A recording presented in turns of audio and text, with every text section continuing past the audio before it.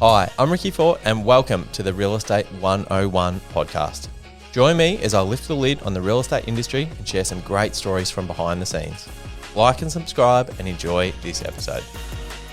Geelong Real Estate Co. 101, Real Estate 101 brought to you by Geelong Real Estate Co. Ricky Fort and a very special guest today, Dale Vine. Welcome to the show, mate. Thank you, Ricky, for having me. It doesn't get much lower than this in terms of production value and potential audience. Very impressive, mate. Yeah, we're big fish here, mate. So Geelong's a small place. Obviously, we just reaching out to superstars from Geelong. Obviously, I think I was saying before we started, my wife went to primary school with Soph. Yep. Sold a couple of properties to your cousin Joel from Ohhh Steel Design. He's doing some good work. Yes. Has he done anything for you?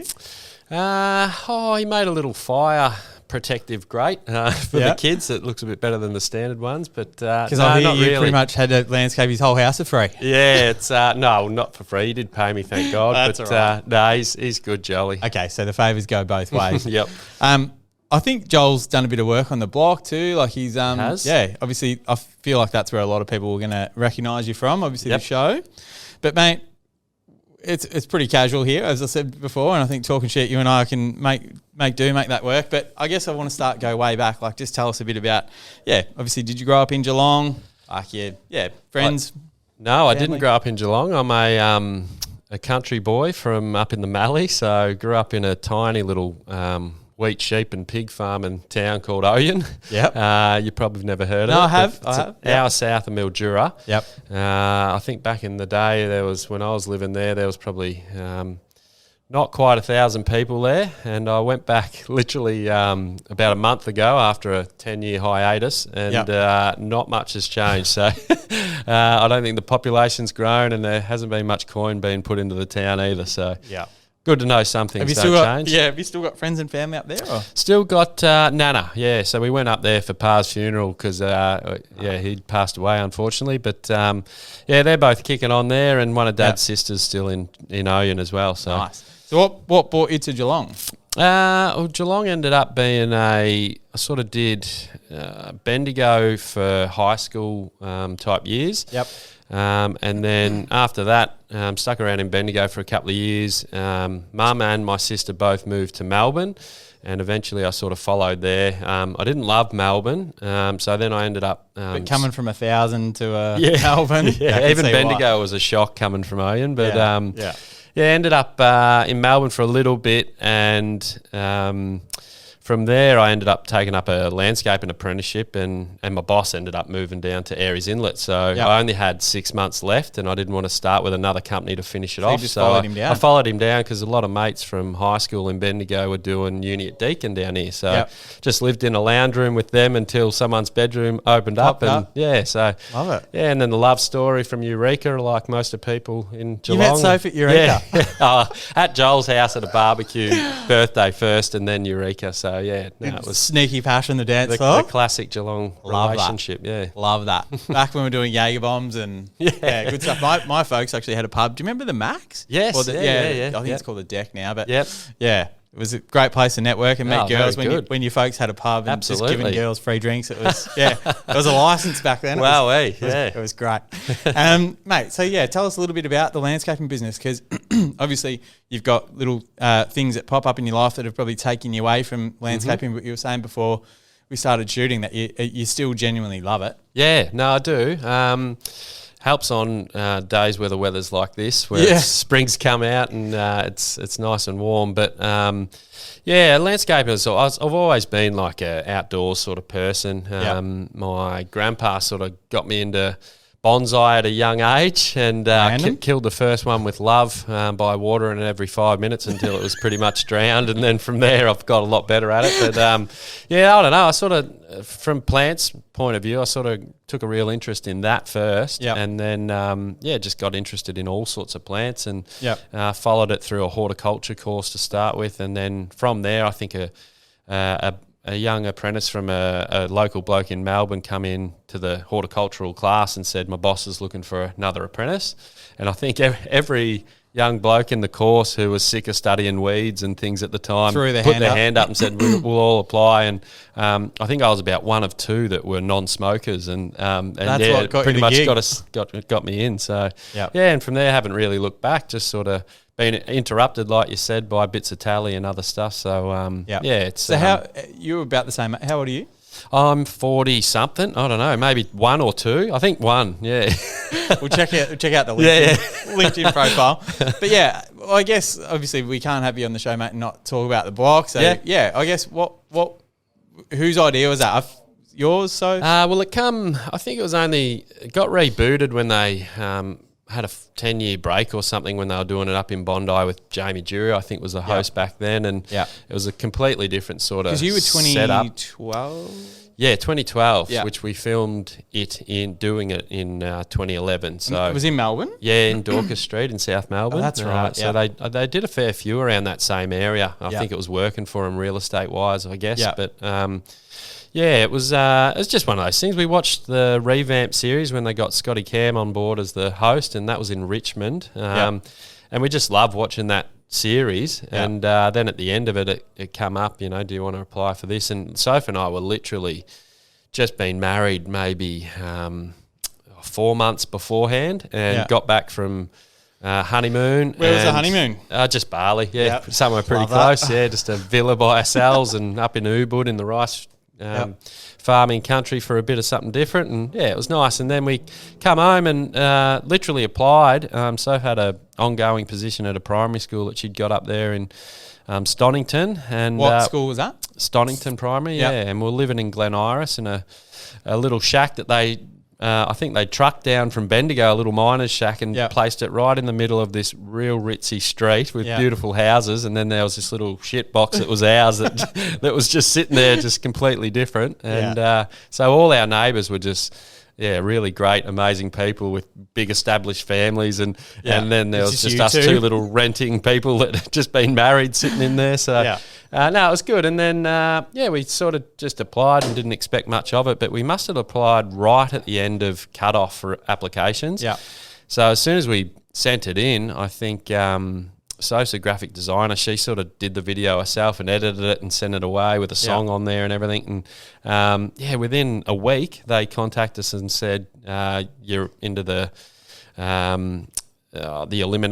into a amount of 20 couples or something. 20? Can you come and meet the?" Because you hear people that have applied for 10 years. To get on I know. Yeah. It's weird when you're not one of those and it just happened quickly, but. I don't know. We sort of sent it away, and then within a week they were ringing us and saying, "Can you come and meet a bloke from Channel 9 and the bloke from the block who runs it, and you pick a pub and they'll meet you there and they'll have a chat with you." And we did that, and another week later they rang back and said, "You're one of the 8 couples competing for one of the 4 spots." So, it was really super quick, and we sort of both shat ourselves and went, "Oh God, we've got to tell work." Because did you have any reno experience? Nah, nothing. I was just a landscaper, but apprentice. Handy. Handy enough with tools and stuff. Is she handy? Nah, nothing. Just we were renters, mate. So we sort of the most experience we had at doing anything to a house hanging was some paintings, blue tacking things to the wall and maybe painting something that we thought was good. But other than that, it was a real shock. So it was good. It was a good little experience, and obviously set us up a little bit more than when Soph said, I think we should do this, and then when you started to get through the process, you're like, fuck, you sure this is a good idea? We're going to look like gooses? Or? Nah, I didn't really care. I was pretty cruisy and just... I think that's obviously why you did so well on the show, because you're a pretty laid-back dude. I think so. So they... back then, I guess it was a lot more renovation-based, so they sort of pick a couple that hadn't had much experience, and then they picked other ones that had... I think the other 3 couples, Brad and Lara... Who else was on your episode? Brad and Lara, who won it, were good mates of ours. Dan and Danny, obviously Dan's still on it as the 4-boy or 4-man or whatever he is. And Andrew and Mike, who are 2 brothers from up in Sydney as well. So all 3 of those other couples had flipped houses before and done the work themselves. In terms of first, second, where did you guys come? We come last, or 4th. I like to say 4th, I like that. But yeah, no, it was. We were obviously chucked in there as the unexperienced couple. They were sort of mixing up the couples a bit, but and Dan and Danny were the fiery couple that obviously fought in their interview when they met the people that we met as well before getting on, and the rest were just cruisy dudes that they put in there. So yeah, it was good. It was a good mix. We got along with them all, and it was good fun, sort of doing all the weird and wacky competitions. I guess one of the main things I reckon most people would be interested in. My wife's obsessed with the show. But is it as full on as what it looks on telly? It definitely is. Like they do rooms in a week, and including wet rooms. And I suppose it was all the seasons have been different. I've been on 2.5 seasons, and they've all been different. So I reckon the first one we did was the hardest for me not because of inexperience. It was more so due to the way of the build. So all the Dorcas Street townhouses that we did on that first season, each room that you had to start at the end of a week, you'd spend that Sunday at judging in the morning for the room that you've just completed, and then you'd go straight back to the block, do interviews for a whole afternoon, and then that night you wouldn't go to bed. You were up starting to chip off all the hard plastering on all the walls and ceiling of your next room. And that was on every bloody room in that joint, just due to the age of the place. And then we went back and I did an All-Stars in... So on that first year, so you came fourth, but like you still went okay financially? Yeah, oh yeah, no, we were stoked. Like, Do you remember what it was? Yeah, we won 355 grand, I think, and we come fourth. And so how old were you? 30, bang on 30. Yeah. And had you bought at that time? No, renting. Just renting in Melbourne. And once we won some prize money, we were like, well, this is going to get us, a car park in Melbourne, but we might as well come back to Geelong where Soph had the family was still all here. Yeah, so Soph's a Geelong girl. Yeah, Geelong girl, and she came to Melbourne when I moved there, and she obviously got a job at a primary school as well, and ongoing positions are pretty hard to get for young people for teaching. So, it all sort of worked out pretty well. And then by the time we got prize money and that just went into the bank account, we were like, holy shit. I guess, how does that actually work? Is it literally like the amount you win, it's not then minus because it's prize money in Australia. It's not taxed, you get the lot. You actually get it, so that was good. How long after the show do you get your money? Well, we sort of finished the build in maybe December or something in 11, and then it come on air not until, I don't know, maybe May or something in 2012. So we went back to work, which was funny. Soph was teaching again for a few months, and then by the time it come on tally, all the kids were watching her at night time. Is she down at Moriac? No. She's school is she at? At the moment. Back then? Stonington in just but behind when you came back Chapel to Geelong? Street. Well, we were still in Melbourne when we went on the block, but when she was teaching at Stonington, she had a class of preppies or whatever, and she went back to work for 2 or 3 months before it come on air after we'd finished the build. So we knew we'd been on it and she'd had a break from teaching. But when she went back, the kids don't realise that. So they were having her as a teacher from Monday to Friday, but then going home of night time. They would have loved it. She's on air bloody doing her thing. And then they come to school the next day and go, well, you don't need to finish this this bloody bathroom this week. And she's going, yeah, I know. Yeah, so that's so cute. Yeah, it was pretty funny. Yeah. So you get your money a couple of months later, and got the money. We sort of looked at it for a little while and just thought, this is great. The bank account looks great compared to normal. And then we thought, well, we need to do something with it.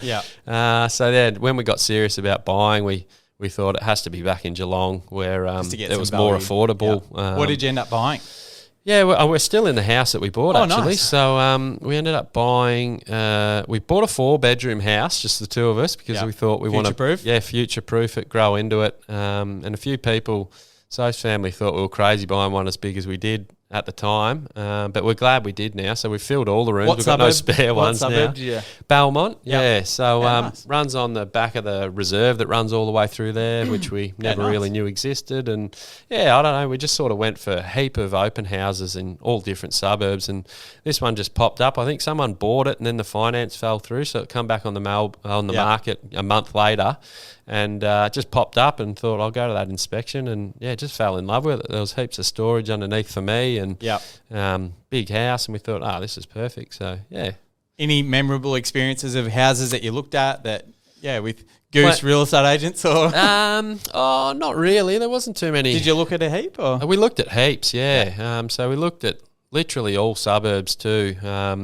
And originally we sort of thought we want to get out of town a little bit and be just slightly on the edge a little bit more rather than in there. So we were looking at more blocks, but all the houses seemed to let them down on the size of the blocks for those ones. So, and then I don't know. I think if we had known that I would end up going on there again and winning some more prize money in another series, which we didn't have the good fortune of knowing at the time, we probably would have held off and ended up buying it like, I don't know, somewhere a little more out of town, Balbray or somewhere on the skirts a bit more. But we're really happy. All the kids are at school really locally to where we live now, so it's worked out well anyway. Yeah. How did you, I guess, coming back to Geelong, because Geelong, not as small as where you're from, but Geelong's still a small town, I guess. So how did you go, I guess, with dealing with like being a bit of a celebrity or whatever, or did people kind of give you space? Like, what's that like? Oh no, I mean, as far as if people refer to us as celebrities, it's Z grade celebrities, I reckon, right at the end of the alphabet. But compared to the A-listers, you're just a humble dude. But yeah, when you're on telly 4 or 5 nights a week, or whatever it is, like, or more. But you definitely, you had your period there where you're on the prime time tally. You're a recognisable dude. Like. Well, I get if the tattoos didn't set it off with people recognising it was the voice. It's 100% the voice. A couple of times I would be in a line somewhere and just start yakking to somebody, and I could tell that it just twigged. They were talking to me as if we knew each other already, and it was only because they'd heard my voice and turned around and saw my face and thought, I do know this guy, and then they literally be talking for 5 minutes while we're waiting for something, and then in the end go, how do I know you again? Was it school or whatever? And I go, I've never met you, mate. And then they go, far out, this is tripping me out. And then I go, did you watch the block? And then they went, oh shit. That's so funny. You got that a lot. And you're right, it was more so the voice. Did it bother you? Nah. I'm a talkative bloke anyway. I don't mind talking to anyone. Yeah, you're a social dude. What about Soph? She's a little more introverted, so but she I guess she doesn't talk out in public as much as I do anyway, so usually it was pretty good for her. And then the second time you go on the show, so because that was someone's partner got crook or something.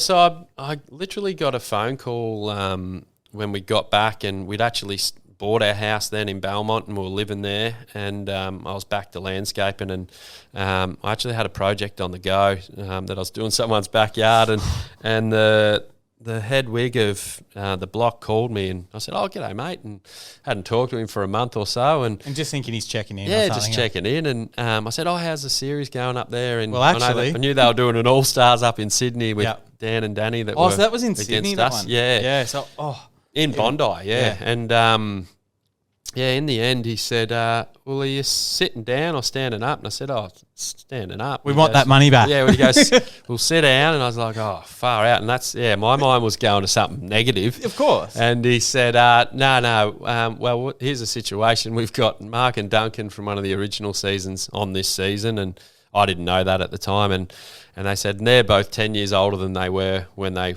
originally went on it, and they were decently old back then as well, and one of them's nearly had a heart attack pushing a broom around, so we've given them a folder of all the contestants that have ever been on the block, and you're the one that they've picked out to come and help them out for finishing off the rest of the series.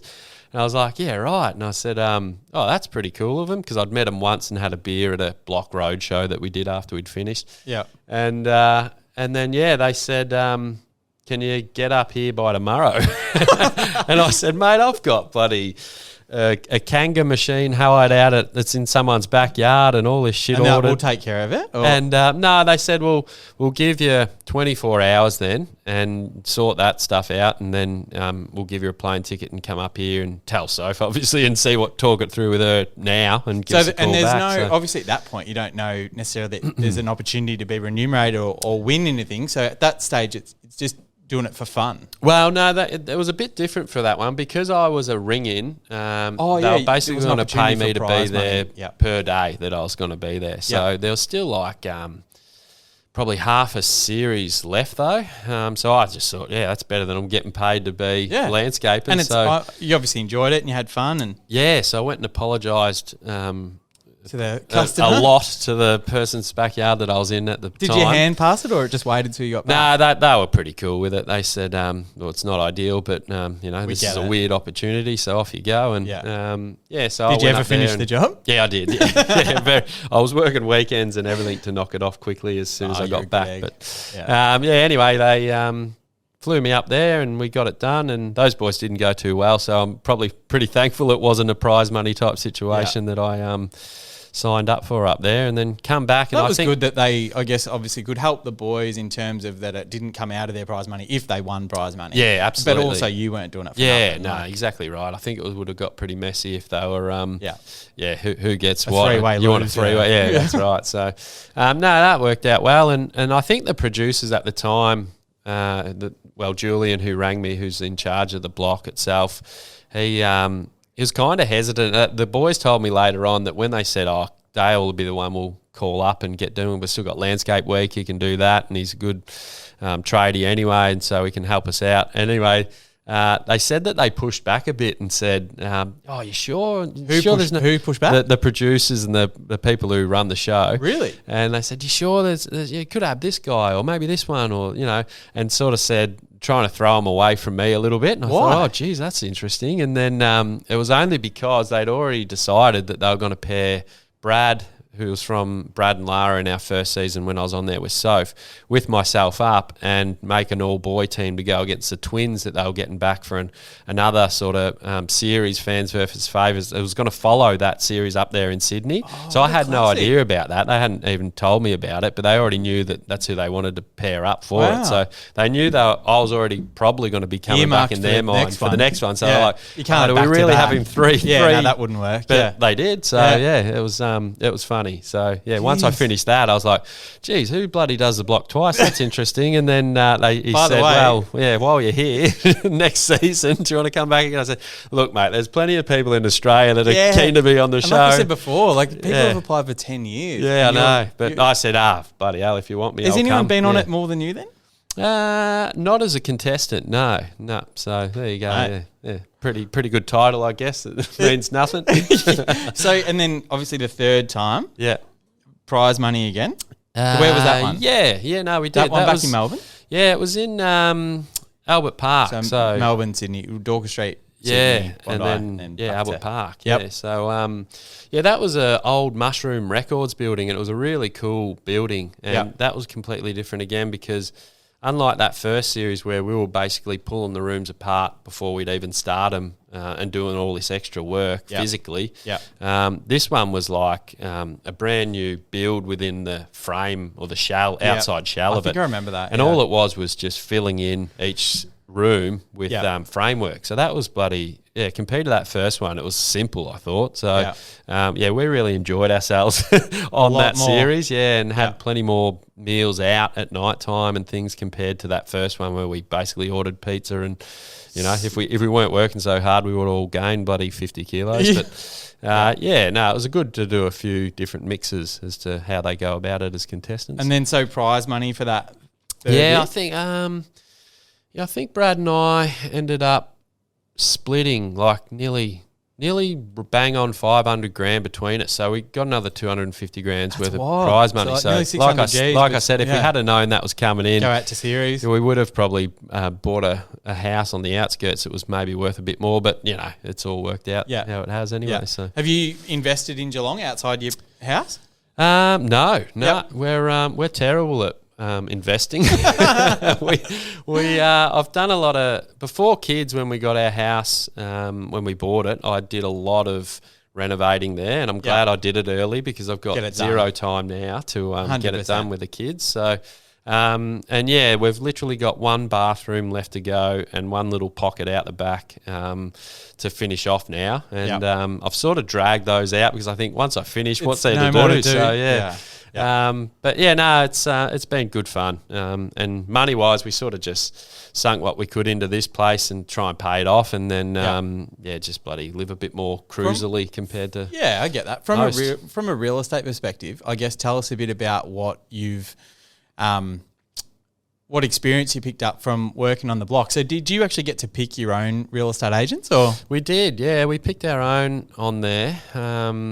And do you remember any of the guys or girls you were working with? I'm trying to think of the name of it. It was only I don't know. We went different. Sophie and I were a bit different to all the others, obviously inexperienced with renovations and life and real estate particularly as well. So all the others went for big, well-known companies that were already pre-existing in the area. So they just went straight to the big boys and just got the local branch of, who was there?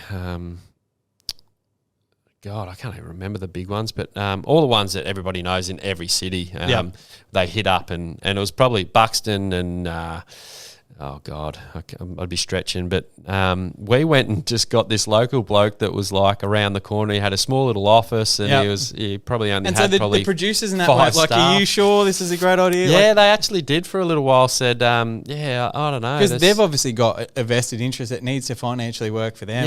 Yeah, exactly right. But no, we said we got a good vibe from him. He's nice. Like, you nice two are morons. Like you're renting. What pretty much. Yeah, love it. And we stuck to our guns and said, no, we're happy. He's a nice bloke. Well, at the end of the day, like I assume, looking in, that the majority of the heavy lifting from the marketing's done from the show, like 99%. Yeah, and I guess the only thing we probably limited ourselves compared to the other couples was the reach that their company had compared to the big ones. So, but again, you'd think the show would. Yeah, I think they do help them out as far as tipping. Like people know that they're for sale, right? Like it's not absolutely. Like you or I sell our house in Belmont or Newtown. No, it's a bit different to the normal market. Publicity's not too bad. Yeah, the publicity. You're not relying on the GT mag on the weekend to get it out there. They're seen everywhere. So tell us about auction day. So well, it was a bit of a funny one because we sort of we did a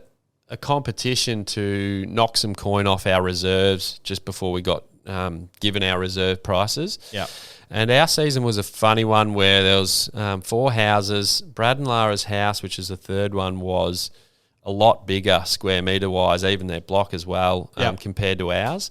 And they got first pick of their house by winning some competition at the time that we all did. And so when we got the reserves prices, Soph and I were sort of, that sounds all right. And Brad and Lara's was bigger than ours. Their house was bigger. We thought that works. And then they drifted down from there, and ours was about the third last size of reserve. And we were happy with that. But then our real estate agents, as soon as we told them the reserves and the reserves for the other houses, basically told us at that point, as soon as we got them, sorry, you're not going to win this because Brad and Lara have won. Yeah. And that's before auctions and everything because they knew what was going on size-wise and reserve prices. So I think their local guy did know something. Yeah, so I think their house was, I don't know, maybe 30 or 40 square metres bigger than ours or something. And the reserve price was about just slightly over 100 grand more than ours. And they were like, we can't beat that. I mean, they're going to get way more money than you, and they've only got 100 grand more than you in the reserve. So, unfortunately, you've lost. Turns and we went, out shit. And we were still happy. We were like, who knows? Anything can happen on the day. And he's basically going, well, trust me. I know you're not going to beat that. Yeah. So, and then he was right in the end. They did win. So, but anyway, it all plays out the way they have to make it work. So, Tell us about like Scotty Cam and all that. I feel like you two would have hit it off. Yeah, Scotty was good. It was he's basically exactly what you see. But so are you though, I think. Like from the show to what I was a bit nervous about. Yeah, if we could keep the banter and that going on the show, but I feel like from what I hear about him as well, it's the same. Yeah, no, he's a classic Aussie bloke. He loves his barbecues, and he actually he's got heaps of interest in like all vintage Australian memorabilia and stuff, and just how things got their names, and just all things weird, random, that are like deep Australian like history. Yep. He collects all sorts of weird stuff, and if you get him going on something that he's into like that, he'll talk to you all night long and into the next morning. I was saying to you before you got on the show that we had Keith Fagg, who was the old mayor of Geelong, come on our show. Yep. And he was one of the first kind of people in the block circle, and he was saying about how one of the challenges they had down at his local one at in South Geelong there, down near the river, they had to like build cubbies or whatever. Yes, yep. And he just said, that he was telling us a funny story that apparently how they cast Keith, not Keith, Keith, the foreman. Yeah. Or Scotty. Scotty, yeah. How they cast Scotty. Yes. Apparently they, same thing, maybe ears prick up what you said before about they just met him at a pub somewhere or something. Yeah, well, the block didn't, but that's how he got into television, because he was originally... you know that story as well? Yeah, he was originally on... he was with Jamie Jury and the others on... Backyard Blitz, I think it was called. Right. And he was the chippy on there. Jamie was the landscaper. Yeah. And they had a few others. But so Scotty was a proper builder? Yeah. So he was a builder, and he was literally sitting in a pub, somewhere in Sydney, and he had his dog at his legs inside the bar at the pub, and I don't know, a producer from that show walked in and said, you're exactly just the look and the type of tradie that we want on this show. And Scotty'd never done television before, like everybody before they do television, and he basically just said, listening, talk to me. And so he went in and just did a screen test, I guess, and they said, let's have you. That's awesome. Yeah, let's do it. So good. Yeah, and then he's just bloody shot from there into gold Logies and everything he's done. So yeah, I'm just a sucker fish. I've actually got the same management as Scotty and Shayna Blaze and and Shelley Craft from the block now is on board with them. So I just anything basically they say no to, I'm there like a little sucker fish just going, yep, I'll do it. So you just got to look at your so obviously when Scotty said no to coming on here, I said yes. Yeah, you'll have to reach out, Scotty. But mate, obviously you just got to look at your Instagram. You keep them busy and you're doing a few things. But it was still good to hear that your number one passion, like your landscaping business, is still keeping you busy. And so you love it. Yeah, I do. I love landscaping, and it's been a bit interrupted, I guess. Once we finished the block, I thought I'm going to have a real crack at this out of any sort of profile that you get off being on tally that much. And I thought, got to try come and back and set up in Geelong and buy a house there and try and sort of promote my own business back in Geelong then. And but you don't advertise at all? No, not at all. It's all just word of mouth? Yeah, pretty much, especially in Geelong. What's the wait time to get you?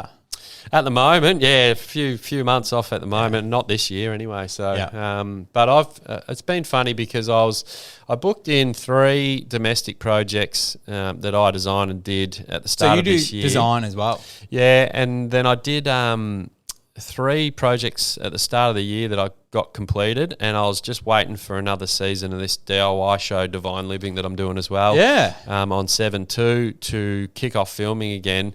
And we never really knew where the start date was going to be for the filming because we were relying on companies and everything working together. So it sort of dragged on a bit longer than I was hoping because I was hoping to do most of winter filming rather than being on the tools. 100%. Didn't work out that way this year, unlikely. So I ended up just doing council contracts instead, which I can sort of start and stop at any time compared to someone's domestic place where, like I said, on that first season, I walked away and I felt really terrible for it. So I think it works a lot better that way. And I've been meaning to just like put on a crew and actually start having a proper crack at it with a larger size company, but I don't know, it's been interrupted every year since I've been on the block with little bits of tally. Where do people send their resumes if they're looking for work for Dale Vine Landscape? No, I've actually had people, young blokes, just contact me via Instagram saying if you ever hire and just keep my number and I'm keen to get going. But I've never got to the point, unfortunately, where I needed to put someone on because I'm always interrupted and I don't want to do it to employees as well. Yeah, well, that's a whole different thing, isn't it? Like, stuffing around other people's careers and that would make it hard. No. So when my back's going on me too now. I'm a 40-year-old with a 60-year-old's back and it's not an easy job for your back. So by the time I'm finished with tally, mate, I'll give you a call and I'll come and sell some houses with you. We'll absolutely hold you there. I think you'd totally crush it because in any industry, you know what I mean? Like you don't advertise, it's definitely like who you know. Yeah, I think so. Yeah. But no, if it's still a passion, mate, I've got your phone number, and by the time I get to that stage, imagine you and Soph as a duo too. Yeah. What a package combo! You guys We'd have to do open houses together and just of course, fully get in their face. Yeah, mate, come in here. Look, thanks so much for coming on. I know you got shitloads on the go, and so I know your time, Paul. So we're super appreciative of you coming on and sharing a bit of your story, man, and about you and Soph and the kids, and glad life's going good for you, and thanks heaps, legend. No worries. No, appreciate you having me on, and I can't wait to listen to all the other episodes as well. Should be fun. Thanks, man. Cheers, Ricky.